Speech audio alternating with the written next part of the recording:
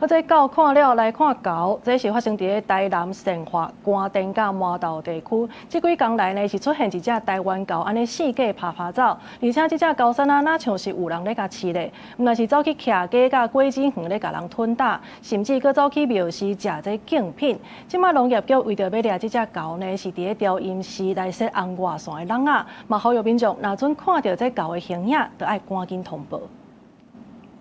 有民众咧徛去1楼，雄雄看到台湾狗爬去对面的住户23楼，一路爬去厝顶，就是这只狗已经掠10天啊。在地民众讲，20透早6点，有咧麻豆正港里这边出现，偷食巴拉了后佫无去，伊之前就捌出现过。最近伊咧台南善化、关电麻豆这行政区乌白走，毋但伫社区出现，嘛走去乡内甲人乌白班果子食，互当地心惊惊。啊，伊就连了爬去伫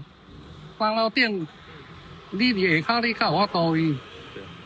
你嘛是爱搁回落来，回落来你才有法度啦，才通个掠着。台湾狗扰乱的行为毋但安尼，前几天嘛去调阴市偷食庙内贡品，甚至佫爬去真高楼糟蹋。面对这只狗，居民大家分工合作，有人咧注定看狗的动向，嘛有热心的民众到掠兼通报农业局，农业局回应这只狗身啊怀疑哪像是有人饲过，完全袂惊人。伊就安尼起来食的。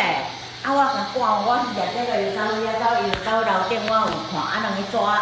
掠的迄，拢用迄个麻醉枪嘛吼，啊来这，规波嘛掠袂中。我伫楼顶看伊的情形啊，因伫咧掠的人，我甲我讲，啊，你看伊走，再一直走，大家一直走啊。那我们在追捕过程当中，那他只要看到兽医师啊，就秒逃了哈。农业局指出，相关人员逐工掠上无5、6点钟，到单也是无违法。目前农业局已经咧调因时设红外线的笼来登，嘛呼吁民众若有看到台湾狗的形影，紧通报农业局派专人来掠。记者苏台南采访报道。